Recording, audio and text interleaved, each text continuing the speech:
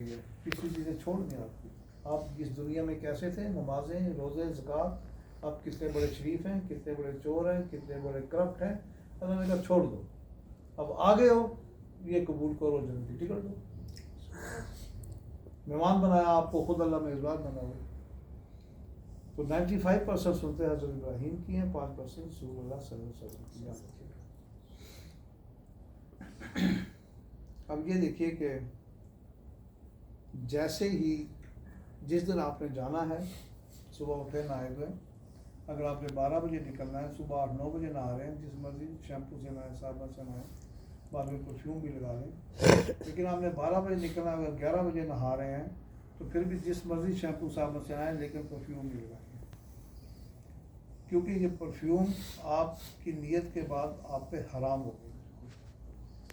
आप वो चीज़ खा भी नहीं सकते जिसके खाने से मुंह से खुशबू आए, जैसे कोई बबल गम है, कोई इलायची है, कोई लौंग है, वो भी हराम कर दी गई, पक्की पागल वाली निशानी लगा दी। तो कई किताबों में लिखा, मैंने कहा ना मसलक हमारे आ गया, जैसे एक मसलक ने लिख दिया कि आप नियत करने से पहले अच्छी तरह परफ्यूम छिड़क लें। जिस चीज़ को अल्लाह हराम करार दे रहा है उसके लिए कह रहे हैं कि आप नियत से पहले छिड़क लें ताकि खुशबू कायम रहे। ये क्यों कायम रहे जब अल्लाह हराम करार दे रहा है?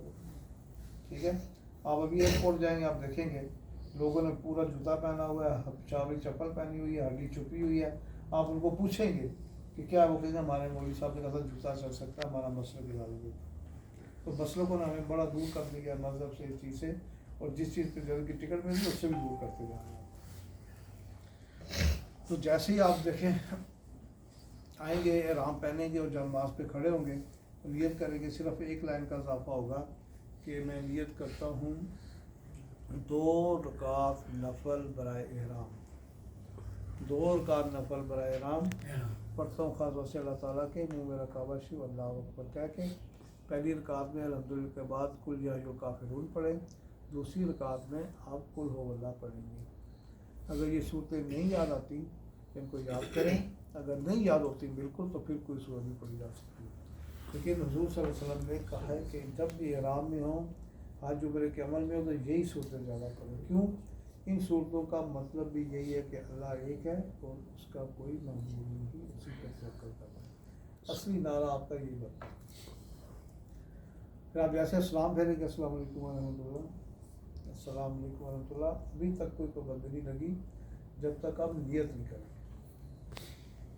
ख़वातीन देख लें कि उनका माथा और चेहरा नंगा है, मर्द देख लें कि उनकी टोपी तो नहीं है सर पे, टोपी उतर गई है। टोपी आप नहीं पहन सकते आराम में, याद रखिए, क्योंकि टोपी भी अल्लाह ने कहा नहीं, मुझे नहीं चाहिए इज्जत। यहाँ पे टोपी वाले साहब को हम देख के समझते हैं ये बड़ा नमाजी होगा, परहेज़गार होगा, ठीक है ना, पहला ख्याल यही आता है ना। और किसी ने टोपी दूसरी पहनी अच्छी, किसी ने पहनी है जिना कैप, किसी ने पगड़ी, हम कभी किसी कबीले का, किसी बरादरी का हेड होगा, कोई इज्जत होगी। पुलिस को देखते हैं, आर्मी को देखते हैं, जजेस को देखते हैं, टोपियाँ पहनते हैं, उनको सलूट पढ़ते हैं। अल्लाह ने कहा सब चीज़ें उतार के